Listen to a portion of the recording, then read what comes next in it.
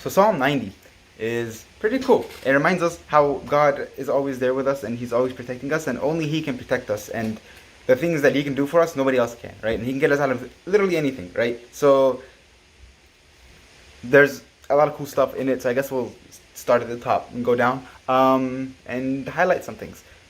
So we start with saying how God is our defender, our hope, right?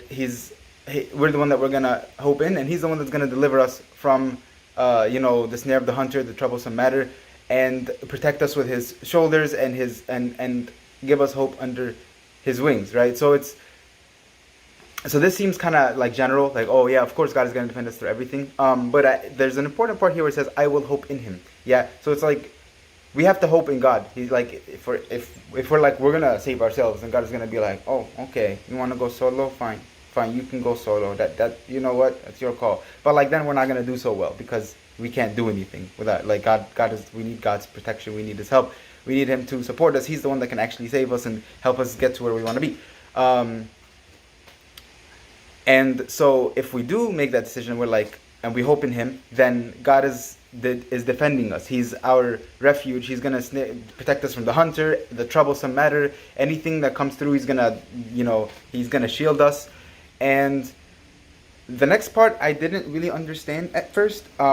So you shall not be afraid of the terror of the night, nor of an arrow flying in the day, nor of a matter walking in darkness, nor of calamity and demon of noonday. But since the theme this year is church fathers, St. Augustine had some cool stuff to say about this. So he's saying, all right, if you think about all this, he's saying an arrow flying in the day, and then the next part is 1,000 shall fall at your left hand and 10,000 at your right hand. So the arrow is coming through like arrows. Oh no, bad. People are going to get hurt and die and stuff. And he's like, yeah, 1,000 will fall at your left hand and 10,000 at your right hand. But they shall not be able to come near you if you trust in God. So St. Augustine reminds us that the body of Christ, we're all one body. We're all the body of Christ. So if we imagine that this is the one the arrows are flying by, like we're all standing together, the body of Christ. Aha, yes, God is with us, right? The arrows are just flying by, but nothing's going to touch us, right? Because like we are the body of Christ. But if you choose to leave this body, if you're like, nah,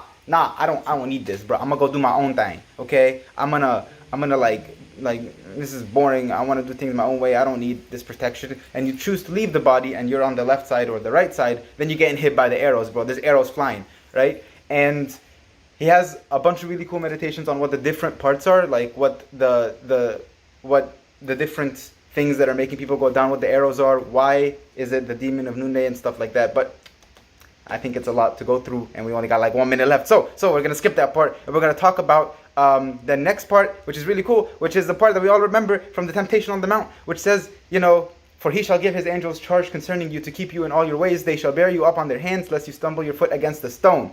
Ooh, think about that. That's the part that Jesus used during the Temptation on the Mount, and that's also pretty cool because God is reminding us that just as He used the word to defend Himself on the Temptation on the Mount, why did He do that? He was doing that as an example for us. He doesn't need to be tempted, right? He's doing that as an example for us. And so God is showing us, look. If you want to be able to know how to do this, look, here's your example.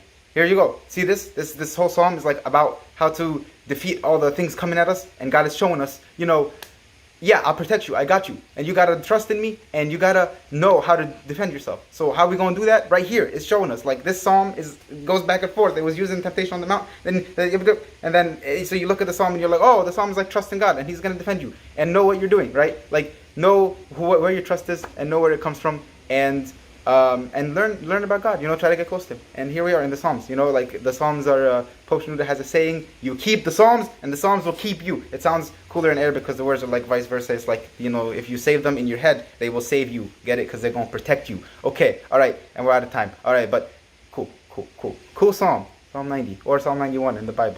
90 in like there. Okay. Cool. Bye.